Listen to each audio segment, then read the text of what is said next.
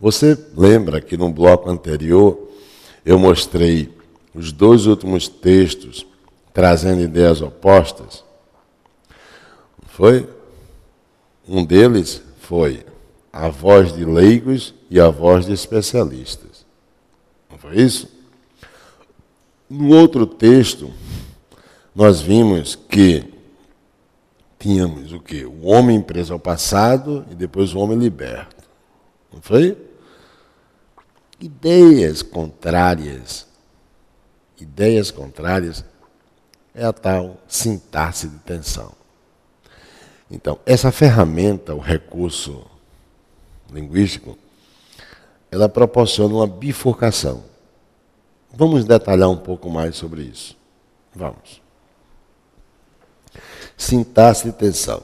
Consiste em expor ao leitor a articulação de unidades temáticas que se opõem. Ideias opostas, portanto, constituem em texto a sintaxe de tensão.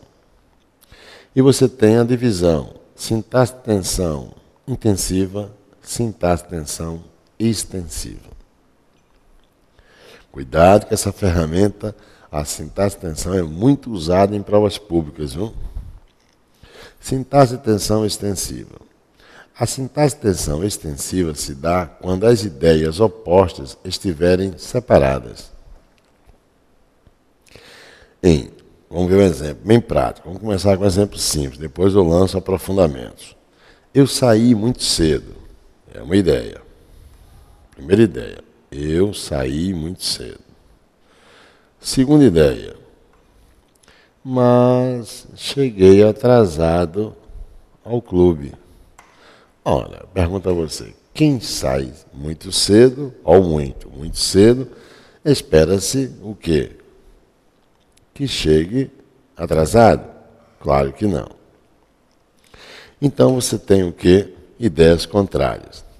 As ideias contrárias, elas estão no mesmo período? Não. Veja que há um ponto aqui após cedo, então cada um está em seu período, né? Então é a sintaxe de tensão extensiva. Ok? Extensiva. Vejam que nós vimos um texto onde X foi o quê? O homem preso ao passado. E Y foi o quê? O homem liberto. Após a introdução, ele jogou o homem preso ao passado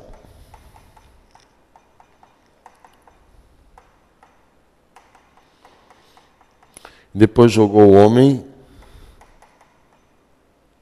liberto ou se libertando do passado. As ideias são contrárias? Sim, são contrárias. Então você tem cada uma em um parágrafo. A sintaxe de tensão, ela é extensiva. Ok? Ela é extensiva. Vamos voltar ao texto. O mesmo ocorre quando dois times de futebol, ao decidirem o campeonato brasileiro, por exemplo, estão apenas esperando a autorização do juiz para iniciar a partida. Cada uma, nesse momento, está pronta em sua posição, em seu campo defensivo. Cada equipe, né? Então, veja só o que eu estou dizendo para você. Eu dou exemplos para que você vá solidificando essa visão científica sobre texto. Então, eu idealizei isso. Liguei a televisão para assistir ao final de um campeonato brasileiro. Há dois times, cada um em seu campo de defesa. E eu lá na minha casa, observando. Vou ver o jogo. Vou lá, esperando o início.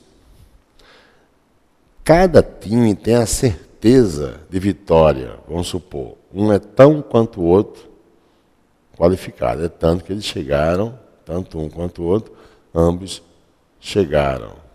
Os dois times chegaram a uma decisão de campeonato. Eles se opõem, são adversários, um do outro. Então é a sintaxe de tensão. Como cada um está em seu campo de defesa, a sintaxe é extensiva. É isso que você tem que observar no texto.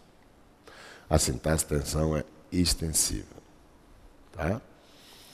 Quando o juiz autorizar o início, que apitar, autorizar o início do jogo, então, esse contato mais próximo, direto, onde um invade o ambiente do outro, é a sintaxe de tensão intensiva.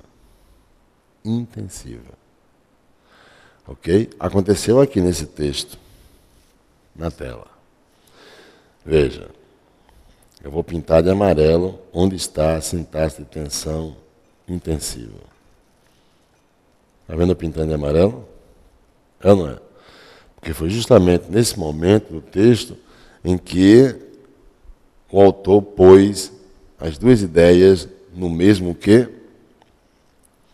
No mesmo parágrafo. Vamos ver isso no próprio texto. Vamos ver.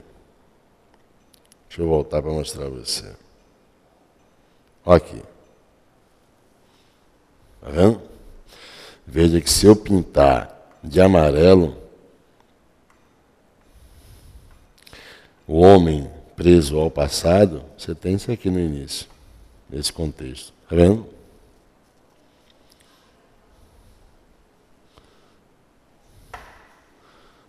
E a direita ficou muito mais trabalhada a segunda referenciação, que é o homem liberto. Isso se justifica por quê? Porque antes ele já havia dado essa progressão interna à segunda unidade. Está vendo? É ou não é? Pois bem, vamos voltar.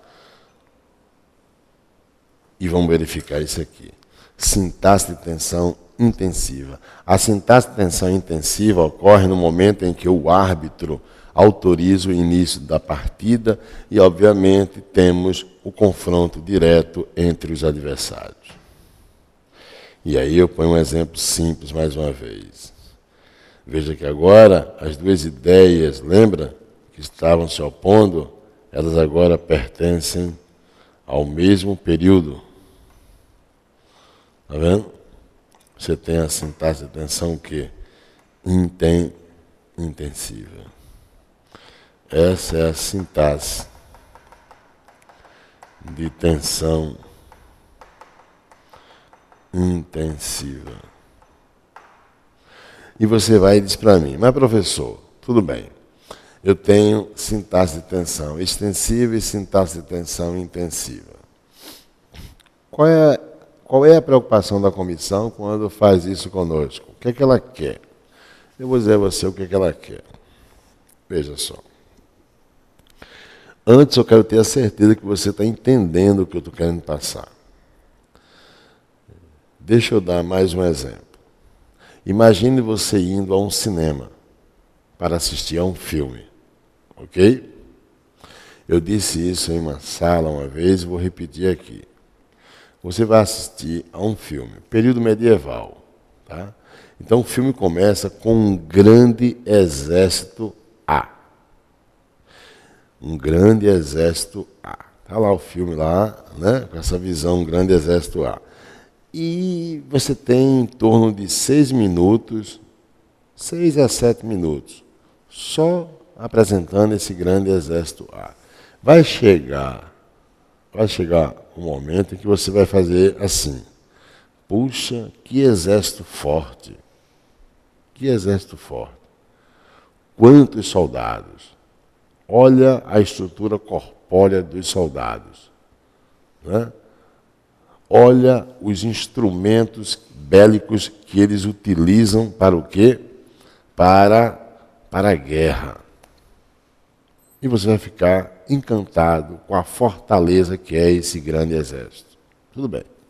Isso, em média, dura 6 a 7 minutos. Com muita técnica, com muito profissionalismo, a produção desse filme leva você agora para uma outra imagem. Um grande exército B. Um grande exército B.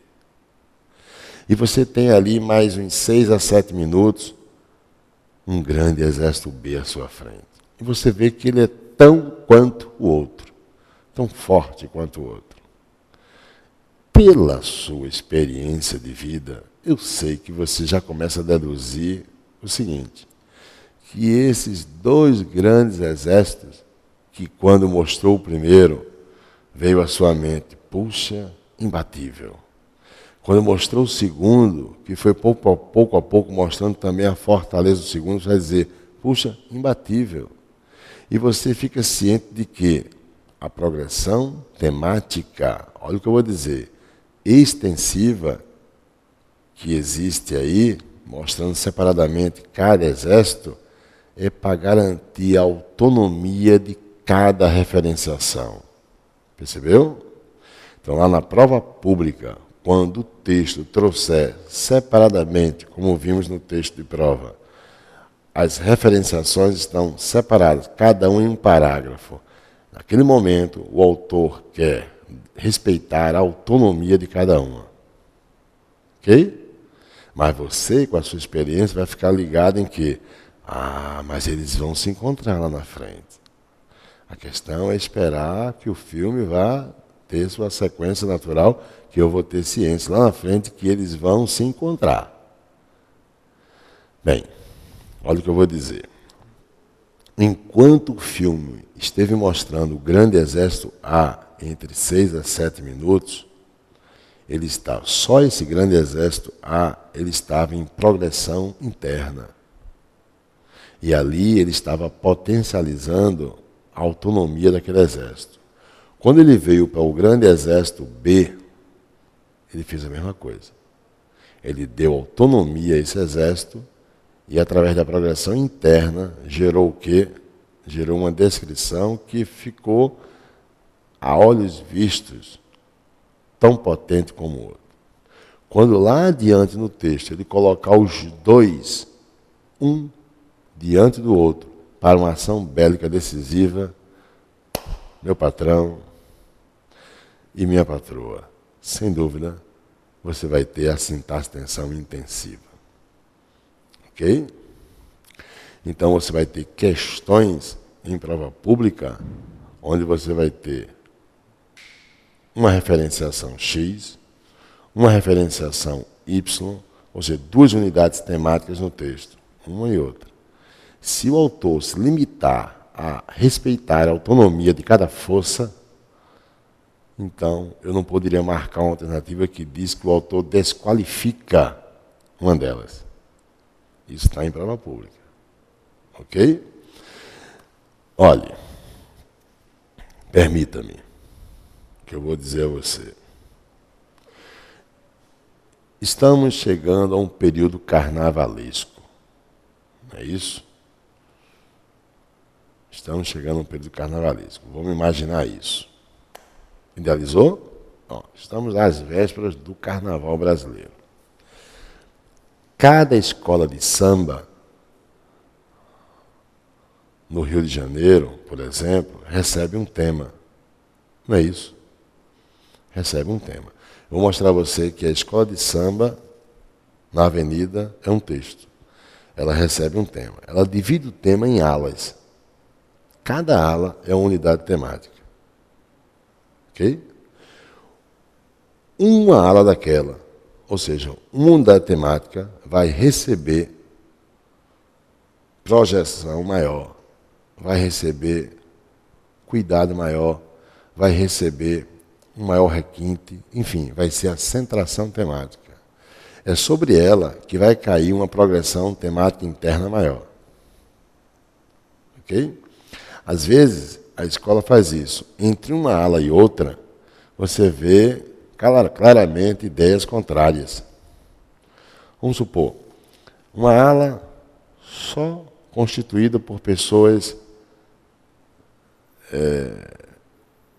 ricas, privilegiadas. A ala seguinte constituída só de pessoas pobres. E obviamente, isso já ocorreu em desfile. Ok? Então, ali você tem uma sintaxe de tensão. Uma sintaxe de tensão. A ala constituída só de pobres, ala constituída só de ricos. Vamos supor que, quando surgir uma ala trazendo os dois juntos, mas trazendo assim, a menos privilegiada, assaltando a privilegiada. Ali gerou uma tensão intensiva. Eu quero que você veja que daqui para a sua prova, você pode estudar texto em qualquer lugar, no cinema, vendo carnaval, ou lendo um texto da prova de língua portuguesa. Não decore. Entenda que tudo é texto. Ok? Isso vai te dar um conforto. Então, aquela escola que traz determinada ala como centração temática, veja que quando vai passar diante do corpo de jurado, é a que demora mais. É a que passa mais tempo diante do corpo de jurado. É aquela que receberá peso maior. Ok? O edital do concurso público, qual é a matéria mais importante para o seu edital? É aquela que tiver um peso maior. Não é isso? Ela vai ser a centração temática do edital. Percebe que em tudo há uma coerência científica? Não é verdade? Perfeito. Pois bem, diante dessas exposições, fique ciente de que, ao pegar o texto na hora da prova, você tem que, na leitura, identificar as unidades temáticas, havendo mais de uma, claro. Quem é a centração temática? O momento em que o autor não faz outra coisa senão deixar você numa única unidade e começa a desenvolvê-la.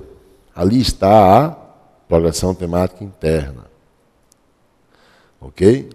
Aquela coisa de levei minha filha ao cinema, estamos juntos vendo o filme.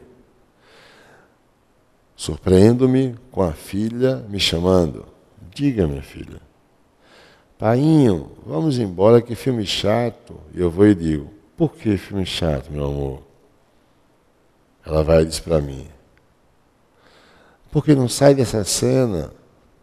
E para dar conforto à minha filha, eu vou, claro, justificar. Minha filha, ela com 13 anos de idade, quero deixar bem claro. Minha filha, calma, se está numa única cena, é porque nós estamos diante de uma progressão temática interna. Entendeu? Ela vai saber, vai compreender e vai saber aguardar a chegada da nova unidade temática. Ok? E aí eu vou orientando meus bebês, meus filhinhos, né? Foi bem. Olha, deixa eu ver um outro exemplo. Eu adoro exemplo. Eu acho que o exemplo vai deixando você mais e mais amadurecido e vai solidificando a aprendizagem.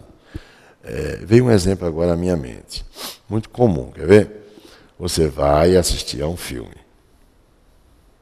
E o filme começa, é um filme 007. Vamos supor, 007. O investigador, né? E eu estou lá vendo o filme. Você também está comigo vendo o filme. Estamos vendo o filme. O que é que ocorre? Veja só. O filme começa com a imagem do investigador, o 007.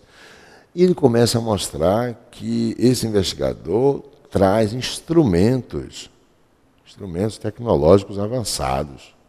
Por exemplo, uma caneta que tem, que também é uma arma. A caneta é uma pequena arma que dá tiro mesmo e mata. Uma outra caneta tem um botão no paletó dele, é uma câmera. Filma longo alcance, inclusive. Longo alcance. A gola da camisa dele é um microfone. Ó, há 4 pessoas à minha esquerda. E está lá o microfone. Enfim, você vai vendo que o investigador, pouco a pouco, está sendo potencializado. Mais e mais. Então, o texto lá, o filme está em progressão interna. O corpo do investigador é um corpo, né, de um espartano, digamos assim como eu. Ó, o perfil, né? Ou seja, forte, né? Pois bem. E você vai vendo que, realmente, ele é imbatível. Depois, com muito jeito, olha, a direção do filme vai deslocar você para uma outra imagem. A outra imagem é de um criminoso, com outro criminoso, mais outro criminoso, em cima, uma quadrilha. A quadrilha, meu patrão, também traz recursos tecnológicos avançados. Os homens também são espartanos que integram a quadrilha. É fácil você deduzir que aquele investigador mostrado antes, que é a primeira referenciação da temática, vai ser o quê? Vai ser posto diante dessa quadrilha e vai combatê-la. Aí você já tem a sintaxe de tensão. Enquanto o filme mostrar separadamente as duas forças, a sintaxe é extensiva. Quando começar a mostrar, a imbricação, a luta, o corpo a corpo, a ação mais direta, ela é intensiva. Bem, claro que o investigador vai ganhar. E a ele vão atribuir maior progressão temática interna. Entendeu, patrão? Que bom. Vamos voltar à teoria. Vamos dar maior avanço agora teórico. O articulador macro. Veja só. Existe na composição textual o articulador que materializa a intenção do autor em seu texto. Você vai ver que esse é o articulador macro. Ele tem esse papel de materializar a intenção do autor em seu texto. Ok? Por isso que se faz a pergunta, qual a intenção do autor no texto? Bem, ele, quando identificado pelo candidato ou leitor, facilita a pergunta comum da comissão. Qual a intenção do autor em seu texto? Trata-se de um articulador macro, articulador enunciativo da unidade do texto. A articulação macro e a articulação micro, ambas existem. Bakhtin, que é um teórico, em seus estudos, é um linguista, esclarece as unidades potenciais da língua, objeto da linguística, e as unidades reais de comunicação, que é o objeto da translinguística. As unidades potenciais da língua são constituídas pelos articuladores micro. Okay? Se usarmos uma conjunção para ligar a oração principal à oração subordinada, estaremos tendo em uso unidades potenciais da língua. E a articulação é micro. Então, quando você diz assim para mim, Pedro e Paula viajaram. Quem é o sujeito? Pedro e Paula. Pedro e Paula. Bem, esse não é uma conjunção? Esse é uma conjunção. Ligando quem? Ligando os núcleos do sujeito. Pedro e Paula. Eu pergunto, essa conjunção está dentro ou fora da oração? Dentro. Então, é uma articulação micro. Tudo que estiver no ambiente interno é articulação micro. Veja esse outro exemplo. Veja este outro exemplo. Quero que ela participe. Isso aí é ou não é um período composto? É. Quero que ela participe. Primeira oração, quero. Segunda oração, que ela participe. Lá em período nós vimos que isso aqui é uma oração subordinada, substantiva, objetiva, direta. Esse que não é a conjunção? Esse que é a conjunção, ligando quem? As orações. Então, esse que é um articulador, que está dentro do período composto. É uma conjunção subordinada, né? Integrante. o nome já diz, integrante. Está dentro. A articulação está dentro ou fora do ambiente? Ela está dentro, ela é micro. Toda articulação interna é micro. Aí eu digo, em quero que ela participe, a conjunção subordinada integrante, que é um microarticulador. Este é indispensável para conectar partes que constituem as estruturas frasais, períodos. São, portanto, conectores que trabalham o espaço trabalham o espaço interno das composições. Contudo, quando estamos nos servindo de termos que são responsáveis em conectar parágrafos, estamos nos utilizando de macroarticuladores. Ok? Os macroarticuladores são responsáveis por paralelismos externos entre os parágrafos, proporcionando conexões externas. São, enfim, responsáveis pela socialização, ao termo, é bom destacar, pela socialização das referenciações. A articulação macro é quem proporciona isso, ok?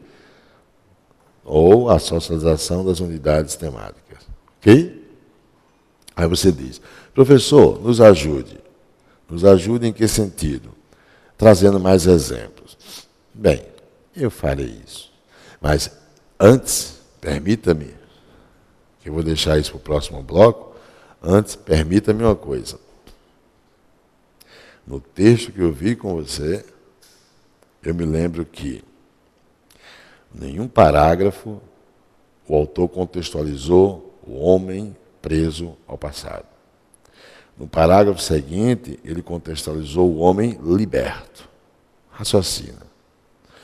Há ou não há uma relação entre um parágrafo e outro? Quando você diz, a menina comeu muito, mas continua faminta, oração coordenada adversativa anterior. Quando eu percebo que eu tenho um parágrafo que se opõe ao anterior, eu não vou dizer que eu tenho uma oração coordenada adversativa anterior. Eu vou dizer que eu tenho um parágrafo coordenado adversativo anterior, por exemplo. E aí eu começo a te mostrar o que é uma articulação macro. A relação entre referenciações no texto é a articulação macro. Ela é externa, ela não é interna. Se eu faço assim para você, eu consigo mexer o meu dedo, tá vendo? É porque existe, se eu consigo flexionar esse dedo, é porque existe o quê? A articulação micro aqui dentro. Não é? Ela é interna. Mas se eu mantenho relação com o amigo aqui do estúdio, tudo bem? Se eu mantenho relação com outro amigo aqui no estúdio, tudo bem? Aquele outro, já? Estou mantendo relação com alguém externo a mim. Como eu estou mantendo com você agora esse contato. Então isso já é uma relação macro. Isso é uma socialização. No texto, quando as referenciações estão sendo articuladas, é na articulação das referenciações que o autor também está presente. Por isso que, além de advérbio, além de verbo e adjetivo, as conjunções também são o quê? São peças, via regra geral, onde o autor está presente como articulista das referenciações. Enfim, como articulador macro. Por isso que prova pública como CESP-NB, no espelho da redação para o candidato, divide a redação em duas partes para avaliação.